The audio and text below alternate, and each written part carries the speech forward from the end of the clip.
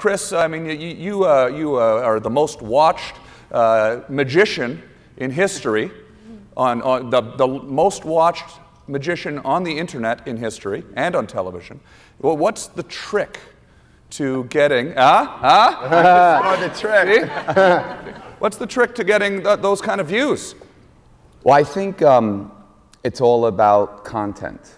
As you know from your success, it's about creating a moment that people are engaged to. And I think that I've been very blessed to understand, I think, the day and age that we live and how rapidly it changes, how to keep magic relevant, whereas magic for a period of time kind of was stale and it wasn't pop culture.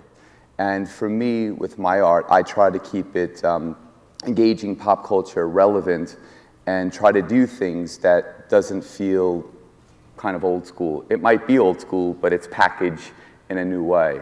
And I think you know, with the internet and what's going on with social media, you know, it's got to be something now that people haven't seen or that they want to show. It has to be short, it has to be exciting, and it has to hold the attention of the public, which is very fickle by and large.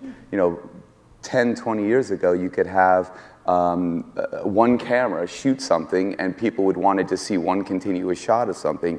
That doesn't work. Kids today are like, you know, overwhelmed with information. They have a short attention span, so it's got to be packaged in a way where it's short, concise, and is engaging. And I think I've found that formula, but it's always changing. So it's interesting to remain relevant by understanding what people, how they process information now.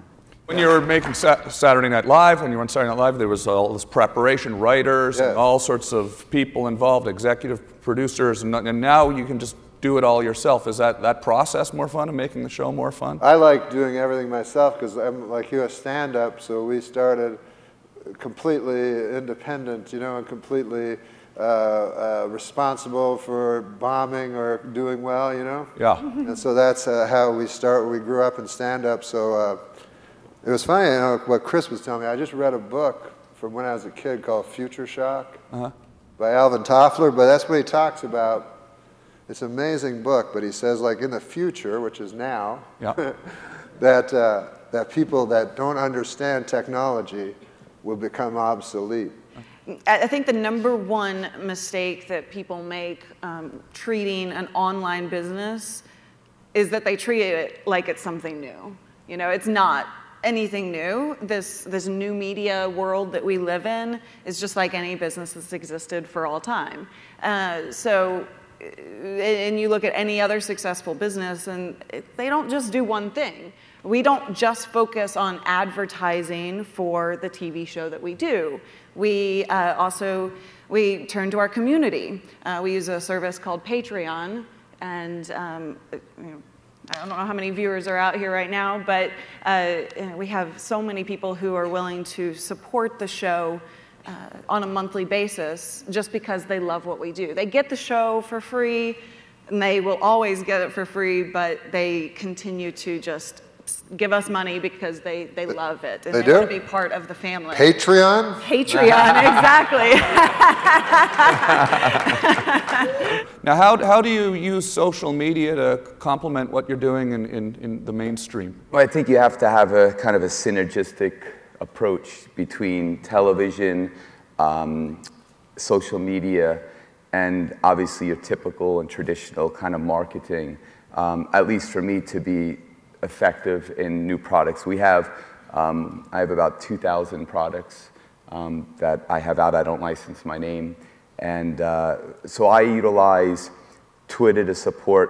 I had a television series on last year called Believe on Spike. I had a 30-second commercial that I built into my contract, which if you ever do a TV show, get time, trade it for money, but it's very valuable because when a show plays in 102 countries, which my show is playing right now, it is a free commercial embedded in the show. So you drive everybody to your website, your Twitter is driving people to watch the show, and it all basically feeds off of each other. And you're able to really, you know, do tremendous volume. My ticket sales just you know, with doing this approach between social media, television, you know, went up 30%.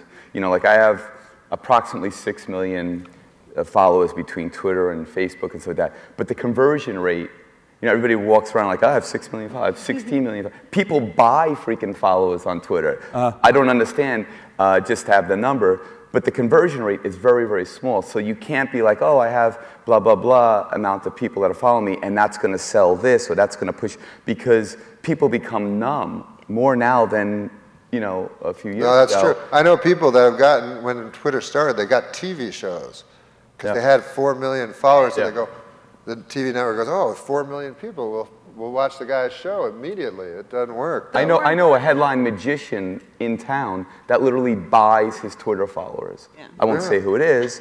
Wow. But buys his Twitter followers. But the more important number is engagement. It doesn't necessarily matter, because you can buy those Twitter followers and you can do a lot of different things to get numbers. It's more about engagement. You know what would make things a lot easier is lighting. Like I find lighting enormously burdensome in everything I've done. Do you know what I mean? Yeah. Everything about video is burdensome. Production. But if there was, like some of these cameras need less lighting now. Oh yeah. And I wish they'd come to a day when there was no lighting necessary, because It's radio.